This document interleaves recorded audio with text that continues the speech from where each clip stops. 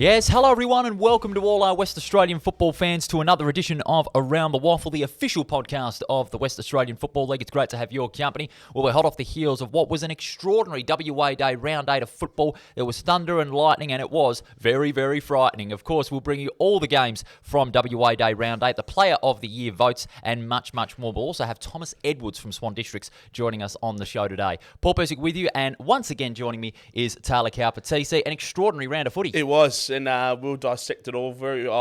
I'm ready to rip today. Oh, I don't blame you, mate. You've still got the light blue and white on you after the Sharks loss on Monday. Don't worry, you're not the only one disappointed after West Perth's there's a lot to talk about that game, but looking forward to our first guest, having him up a little bit later as well, Tommy Edwards from Swans. He was in great form on Sunday against the West Coast Eagles. In fact, we do have him on right now. He kicked 6 goals on Sunday against the Eagles. He's good enough to join us. Tommy, welcome to the show, mate. How we doing? Going very well. Great to have you here. Huge performance by you against the Eagles. 6 goals, and it did a lot around the ball. You must be very impressed with your form over the last couple of weeks. Yeah, sort of had a bit of a flat week the week before against Subi, but it was good to get my hands on it a bit and get on the end of a couple against West Coast, so it was good. Hey, Tommy, just before we get into the real hard-hitting questions, what's your natural hair colour? It is natural. It is blonde. I haven't done any treated or anything, so yeah, I do get that a bit actually, but it is. I haven't put anything in there. Fair enough. Now, for you guys, Swans, obviously you're probably not where you'd want to be at the start now, where you thought you would have been at the start of the season. We've spoken about a lot on this show. Those 2 losses at home to you guys, which we thought were really winnable games. Do you just put them in the back of the mind now and start focusing on the second half of the season? Yeah, sort of. Obviously, last year we defended Still Blue really well, and he played really well there. I think we ended up being like 8-1 or something at home. So we do like playing at home, but yeah, it was tough to cough up those few close ones at the start of this year. But we've just tried to work on that and take things away, and hopefully really start to build into the second half of the year, because it has been a bit slower start than we're hoping for. Now, of course, it's your first season under a new coach, Andrew Prune. What do you make of his footy philosophy and his game plan around the team in his first season at the helm? Yeah, Prune's a great man. He's obviously been involved in the club for a long time. He's got a good relationship with him, and he's been really good. He's a student of the game, and I think he's going to do good things for the club going forward. So he's been great for us, I reckon. Did you cop much rain on Sunday? Nah. How thankful were you weren't playing yesterday? Very, very thankful. I was thinking that watching the games, actually. I was like, lucky not playing today. There you go. Just going back to Pruney just quickly, he's gotten a lot of good out of the players as well, especially the younger guys. Jackson McLaughlin in his first season, he's gotten a lot of good out of Jacko. Yeah, Jacko's been a freak coming over. He's a great man, and he's brought a lot to the team. We've sort of needed a bit through the guts there, and not having him early in the year probably hurt us a little bit, but since he's come in, he's been elite. Talking about this game that you guys played against the Eagles on Saturday, they were really good in the first quarter, the Eagles. They were really competitive against you guys at the Swans. But is it good to get a good win, a big win like you did on Saturday, just build a bit of momentum heading into the second half, but also, the last month of footy hasn't been that great for you guys. Does that momentum play into it a bit, you think? Oh, 100%. We were obviously had so many close ones, and we were just feels like every week we're going into 3/4 time with game in the balance has been pretty full on. So it was good just to put a side away, and the Eagles, as you said, they showed a lot. They got some pretty talented blokes out there, obviously on the Eagles list and stuff. So they definitely hung around, and they were good for the first half. But when we were able to put them away in the last there, it was definitely going to be good for our momentum and going into Perth this week, I reckon. Yeah, for sure. It's a big game for your boys against the Demons on Sunday at Steel Blue Oval. You want to defend that home fortress once again. You've got a first win on the board there. What's it like now to finally have 2 wins at home in a row after what had been a rough start? Yeah, it'll really set us up well for the second half of the year. Obviously, as I said, we haven't really had the start we were hoping for, so we've sort of just got to put that, like you said, in the back of the mind now and really go forward. But against Perth this week, it's going to be a huge game for us, and we're going to have to make sure we take care of business. Mate, you got to make sure you defend Steel Blue Oval this weekend against Perth. Good luck with it, and mate, I still reckon you put a little bit of something in your hair. I reckon. No, I get that a bit. Fisher's telling me I've got the lemon juice in there, but no, I don't. There you go. Thanks, mate, for joining us, and good luck with the second half of the season. Thanks a lot. See you later. That was Tommy Edwards from Mate, Swan he's a Districts. star, isn't he? Oh, absolutely. Tommy's been fantastic. 6 goals against the West Coast Eagles on Sunday at Steel Blue Oval. Big game for them against the Demons. You're listening to Around the Waffle, the official podcast of the WAFL. Just before we get into the games, of course, every game is live, free, and in full on the AFL app or on afl.com.au. This is Around the Waffle, the official podcast of the West Australian Football League. All right, let's get into the 5 games, TC, as part of WA Day Round 8. And didn't Claremont give Perth a nice old touch-up over there at Lath Lane? 7 goals to 2 in the first quarter, and the Tigers were never headed. Well, you just spoke to Tom before. I reckon they'd be licking their lips at this at the moment, especially taking on Perth this weekend at Steel Blue Oval. That would be great for them to follow their win up against Eagles with another win against Perth. But they were fantastic, Claremont, on the weekend. Saw the highlights of this game. They were back to their best after, obviously, that loss to East Fremantle the week before. Yeah, and we spoke about the depth of Claremont with obviously Jack Buller leaving the side. We were kind of questioning how they would be up forward, and mate, they ticked all the boxes. I think they did a great job. Their forward depth is absolutely extraordinary, even without Jack Buller. You know, you had the likes of Max Minio, who kicked 3, Declan Mountford, who played up forward a little bit, usually is in the centre or down back kicking 2, and Alexander Manuel, back in the league team, he repaid the selectors' faith. He was sensational with 5 goals from 10 kicks, and also laid down 4 tackles up forward as well. So the options that Claremont have got up forward, just brilliant, and why they're equal top spot on the ladder. Have you watched this game? Yes. What did you think of the other side of the coin, the Demons? Just, we've spoken about them a lot in this podcast. We know they're in a big rebuild phase. We know that there are going to be times throughout the year where they do struggle, and Claremont aren't.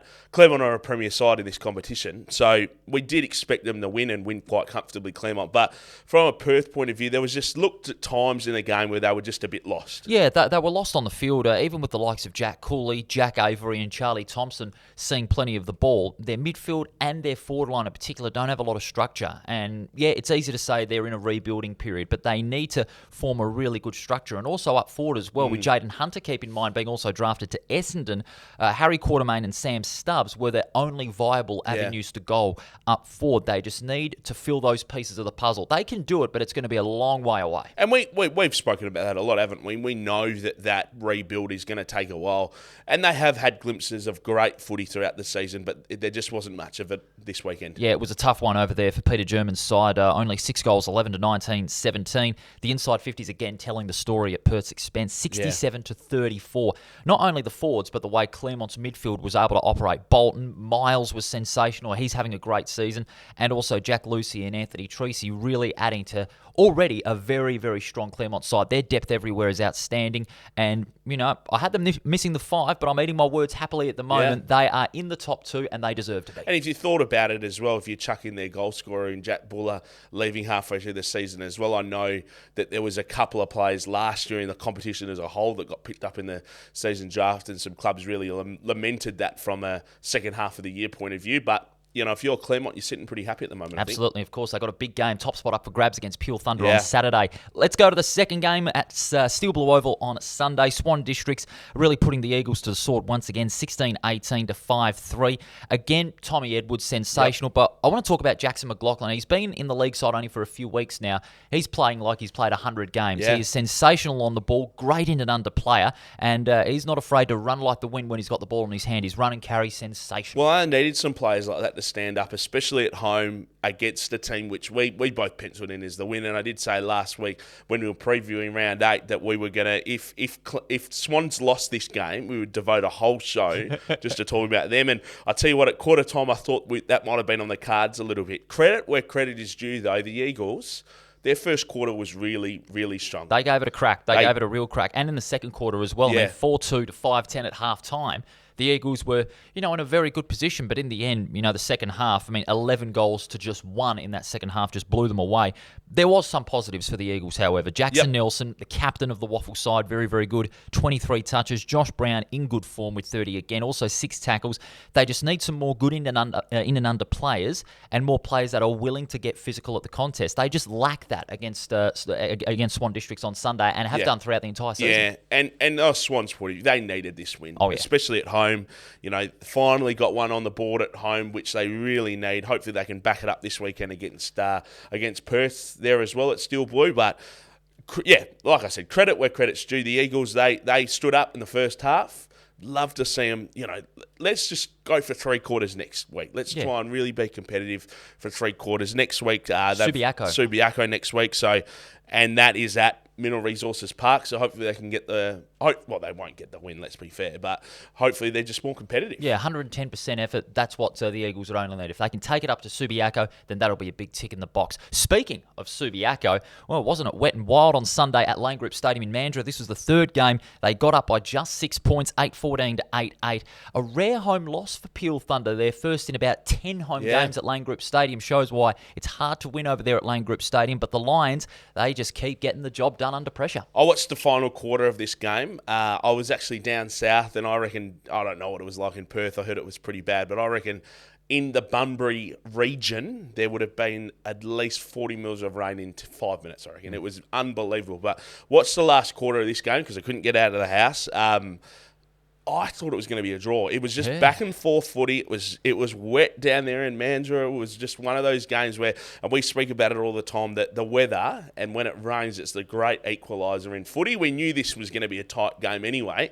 And I thought heading into the final quarter that Peel were going to get the job done purely because it was home.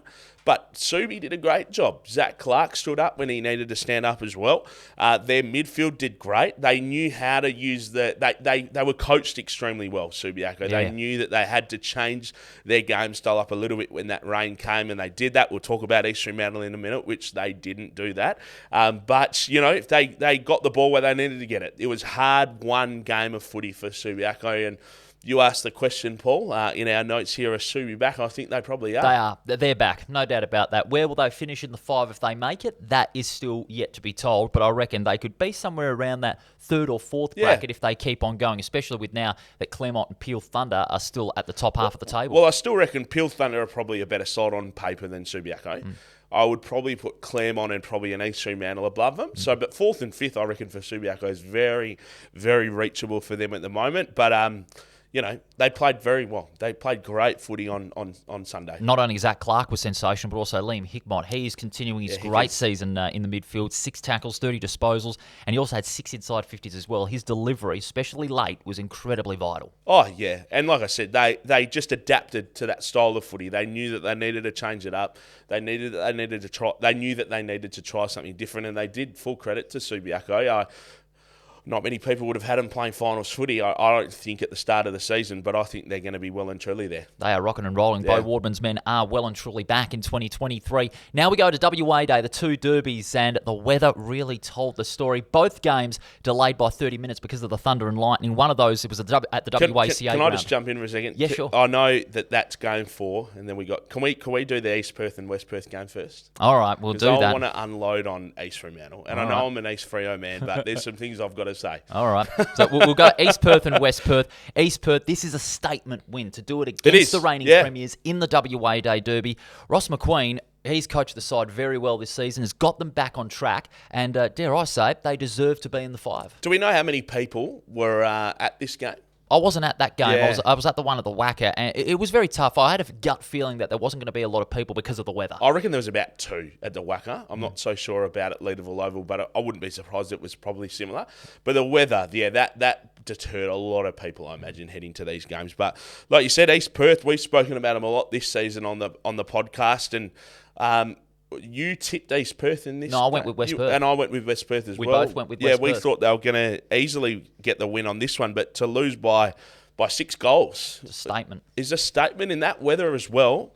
I'll be honest, I've watched a few highlights of this, but I haven't watched the whole game. And the midfield for East Perth, they really stood up in this wet Their weather. cohesiveness was very important in those wet conditions. When you got Crowden, Schumacher, also Nicholas Robinson, he returned to the league side and played a great game, 31 touches and 8 marks. And also Tommy North in defence and in midfield as well really held his own. And Stanley Wright was just outstanding as well. Everything just clicked for East Perth that day. What's wrong with West Perth, though? I'd love to know. They had that game at Pentanet Stadium a couple of weeks ago against Subiaco where they lost. Yeah, Peel Thunder as well. They blew like a 5-goal lead. Yeah. These are the reigning premiers we expected a lot from at the start of the season, who aren't firing on all cylinders at the moment, who should have won this game against against East Perth. And it was the leveler, wasn't it? The rain came in. You can't be losing a game by 6 goals in the rain. Especially when you're the reigning premiers. 100%. Especially. And when you've got so many players still out of that side. Keegan Knott didn't play. He was dropped, which still boggles the mind, to be honest with you. Black, he was okay. Didn't get a lot of support apart from Meadows.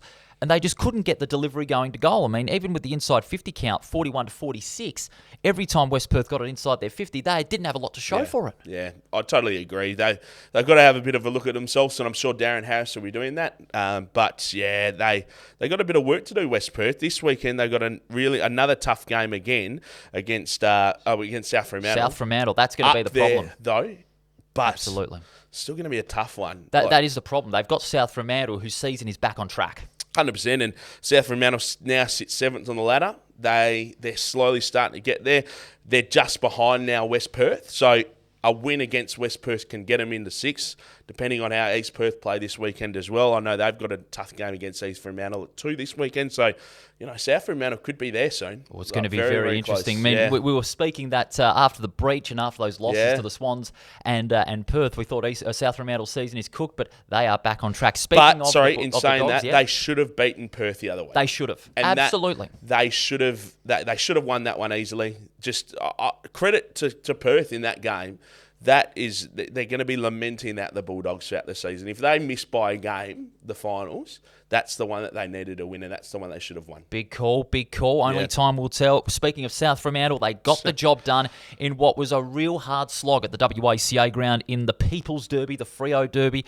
And I know, Taylor, you've got a lot to say about the Sharks' performance, so fire away. It's all yours. Well, I just you were there. I was there. What's your kind of headline from, let's say, South Fremantle? Great job. 15 on the trot in the finals.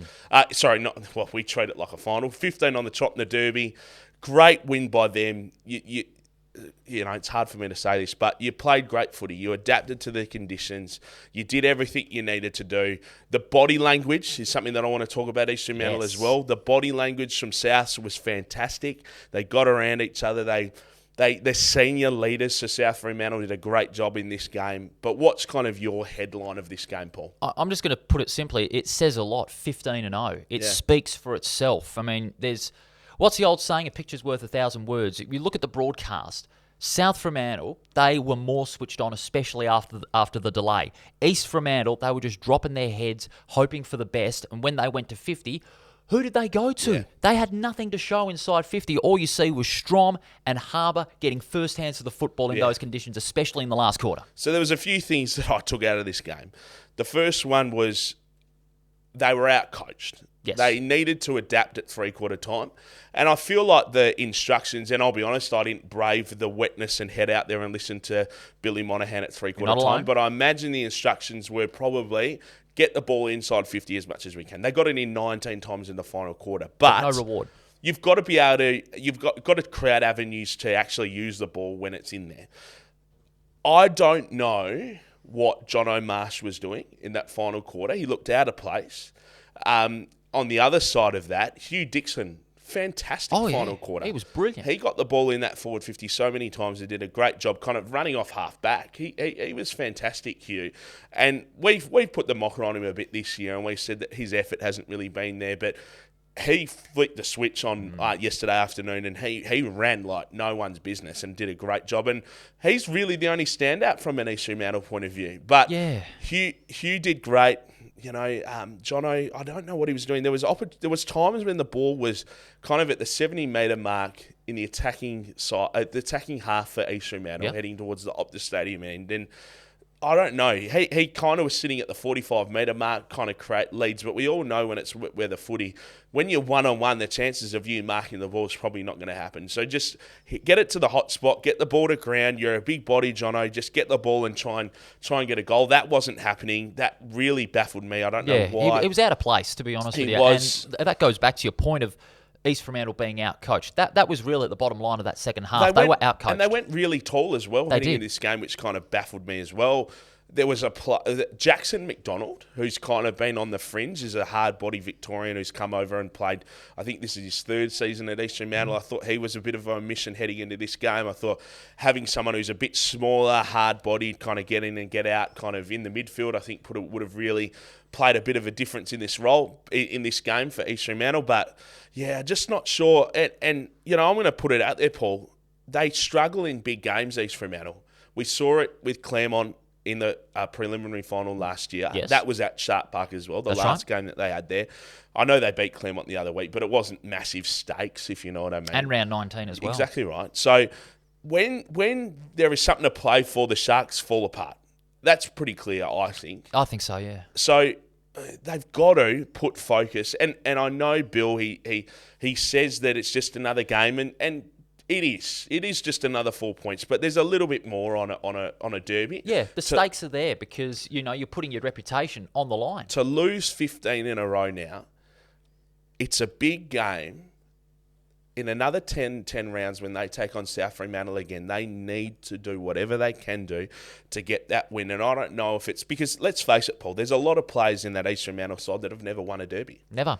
So they've got to try and get past players back and talk to the history of the derby, talk about how much it means to them. And I'm sure that's what's being said in South Fremantle. I'm sure that's what's being said at East Perth and West Perth. So they need to bring these players back. They need to talk into this a little bit more. But you know, they've got to win a derby if they're going to want to win a premiership. They have to. That's one of their big stepping stones. And it's a big game. You've got to stand up in big games. You've got to do that. I know Bill will be pulling his hair out, and I know it's another 10 or I don't know how many rounds it is until they play him again, but he's going to have people that are going to come up to him and go, mate, the next derby's coming up here. That's the game that all fans have got penciled in. And I know yesterday I saw Bill, and I know everyone as he was walking in that president's lunch yesterday saying, we're going to have a big win today. We're going to be doing all that. And now he's got to live another 10 weeks of that. So that's going to be tough for him. But something's got to be done here, and they've got to lift. They've got to do something. The first step that they can do that is give East Perth a real hiding. 100%. They have to do that. If they want to say to everybody that East Fremantle are true premiership contenders, they're going to have to give East Perth a hammering. They're going to have to give them a hammering this coming weekend. Yeah, it's not, but just effort. Yeah. There wasn't enough effort on Monday. Yeah. Yesterday, there just wasn't it. John O'Marsh's really got to look at himself, and he's a great player, but just run, just have a bit of guts, just get out there, put your body on the line, and none of the senior players from East Fremantle did enough of that yesterday. Yeah, I'll have to say, especially. And in I'm what was sorry, trying conditions. and I'll apologise, and I'll say sorry for throwing Jono under the bus, but it was a senior leadership game. And none of the senior leaders from East Fremantle stood up yesterday. Yeah, I think a lot of people, would agree on those comments. So sorry, Jono. Sorry for pinpointing you. Apologise? We apologise for that, but all of the senior leaders at East Freo need to stand up, and they're the ones that are going to drive this change. Because we don't want to see 16. I don't think anyone really wants to see 16. Probably South Fremantle fans do, probably. Let's be honest. But East Fremantle fans don't want to see it. And they've got to win that if they want to take that next step. That'll be another 9 or 10 weeks away. Just before we go to the votes, Premiership ladder after 8 rounds of the season, Claremont and Peel Thunder equal on top of the ladder along with Subiaco on 24 points. East Fremantle dropped to 4th. East Perth equal with them, but they're on 5th place on percentage. West Perth dropped out of the 5. South Fremantle starting to get up there. They're tied on 8 points with Swan Districts and Perth, and West Coast still yet to pick up a win. This is Around the WAFL, the official podcast of the West Australian Football League. Let's get to the Player of the Year votes, TC, for Round 9. 1 vote goes to Mitch Crowden of East Perth. Sensational again in midfield, 35 disposals and 7 inside 50s. 2 votes, Thomas Edwards from Swan Districts, in form up forward, 6 goals, but can play up the ground as well. His in and under skills were just terrific, and overhead marking just getting better and better week in, week out. 9 marks for him. 3 votes, Alexander Manuel returning to the Claremont side and making an immediate impact up forward. 5 goals against Perth. 4 votes. Liam Hickmott of Subiaco. He's having a great season. Another 30 disposal game. Played great on Saturday. Oh, yeah. Oh, Sunday, sorry. Had 6 tackles and 6 inside 50s. And the 5 votes, the Around the Waffle top gun of WA Day Round 8 from South Fremantle is Big Zach Strom. Yeah, he played fantastic.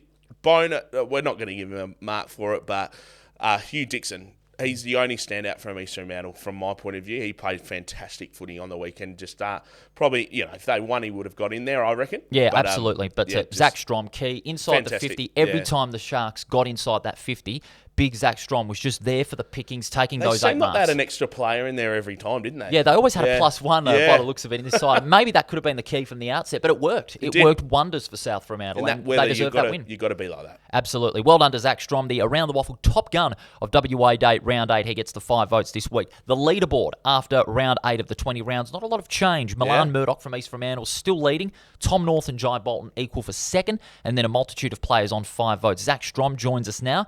Ben Sokol, Shane Nelson, Jarvis Pena, Taylor DeLacy, Aidan Clark, and Jaden Hunter. And we've got over 30 players now that have polled votes in this competition. That's good. It's what you want to see, and like we always say, if you want to win this, you got to be winning games. Absolutely, absolutely. Well, that's another episode in the books, TC. Thanks for your time as always, mate. Look forward to Thursday. Looking forward to Thursday. Like we always say, it's another big round of footy, and I think there's going to be a lot of teams that are going to have to try and make a statement round 9. Yeah, the shape of the final 5 could be telling in this round of footy. And of course, we'll preview all the games for you on Thursday here on Around the Waffle, whether on the BackChat YouTube channel or on wherever you get your podcast. It's the official podcast of the West Australian Football League. You can follow us on our socials, Facebook, Twitter, and Instagram. Give us a big thumbs up. We really appreciate it. We look forward to your company on Thursday to preview round 9.